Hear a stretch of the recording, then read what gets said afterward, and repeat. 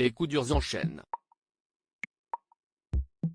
Les ennuis financiers ne sont pas terminés pour Laetitia Hallyday qui, il y a déjà quelques semaines, apprenait que le Conseil d'État venait d'établir un redressement fiscal sur les bénéfices de la tournée Marétella de Johnny Hallyday, d'une valeur de plus de 470 000 €.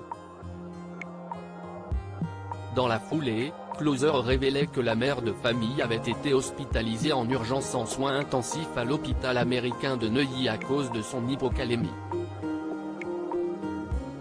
Des problèmes qui ont grandement affaibli l'ex-femme du taulier qui, comme le dévoile encore Closer en exclusivité, vient de subir un nouveau coup dur. Comme vous pourrez l'apprendre dans les colonnes du nouveau numéro de votre magazine Closer, la vente de la Savannah, la maison de 900 mètres carrés de Johnny se trouvant à Marne-la-Coquette, s'avère plus difficile que prévu. Alors que des acheteurs s'étaient manifestés en décembre 2021 pour acheter la demeure dans laquelle Johnny Hallyday a rendu son dernier souffle, il semblerait qu'il n'ait pas réussi à obtenir les 10 millions d'euros nécessaires au rachat auprès de leur banque. Closer explique donc que la maison Savannah se retrouve une nouvelle fois sans acheteur, et que cela pourrait pousser Laetitia Hallyday à baisser une nouvelle fois le prix du bien immobilier. La somme énorme de 5 millions d'euros a déjà été soustraite au prix de vente comparé au prix du marché immobilier, et la compagne de Jalil l'espère pourrait encore être amenée à rogner un peu le prix de vente afin de s'assurer de trouver des acheteurs au plus vite. Car le redressement fiscal et la vente de la maison ne sont pas ses seuls problèmes.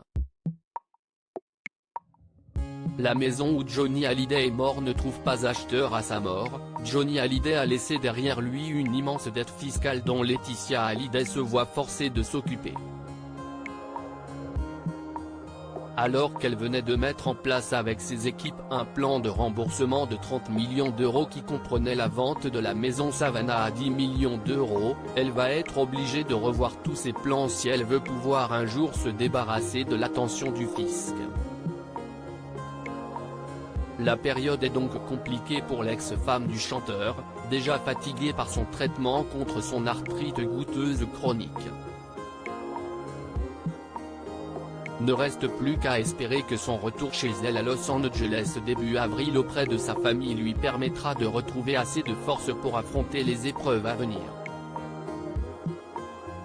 Comment acheter Closer ? Votre magazine est en vente à partir du vendredi 22 avril 2022 chez votre marchand de journaux, sur Android, iPad et sur Kiosque Mag.